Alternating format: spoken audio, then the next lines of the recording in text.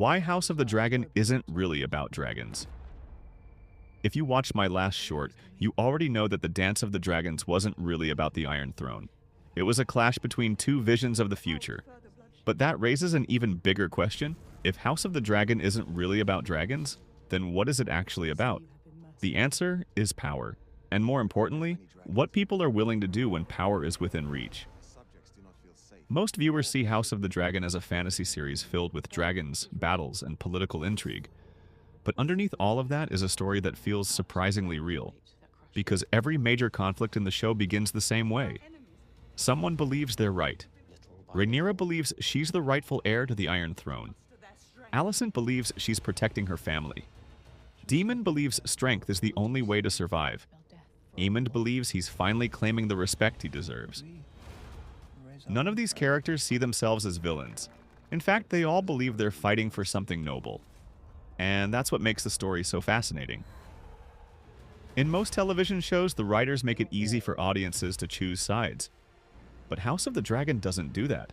Instead, it forces viewers to see the world through multiple perspectives. One moment you're supporting Rhaenyra, the next moment you're sympathizing with Alicent. Then suddenly you're understanding Daemon. And before you know it, you're questioning everything.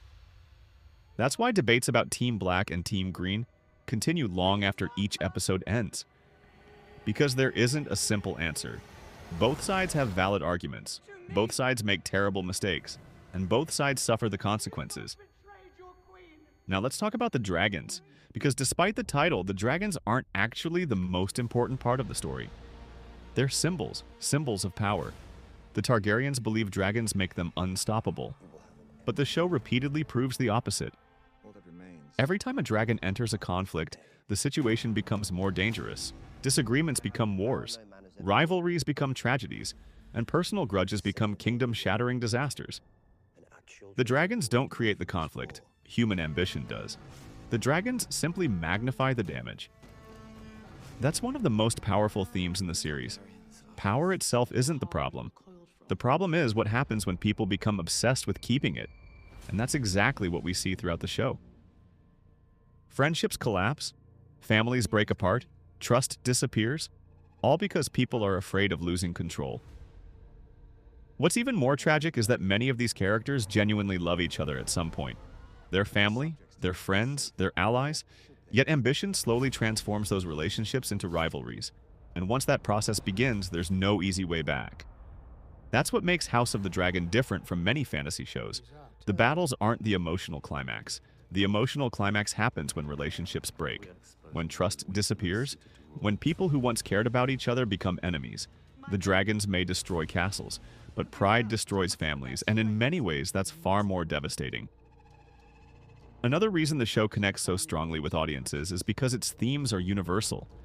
You don't need to live in Westeros to understand jealousy. You don't need a dragon to understand ambition.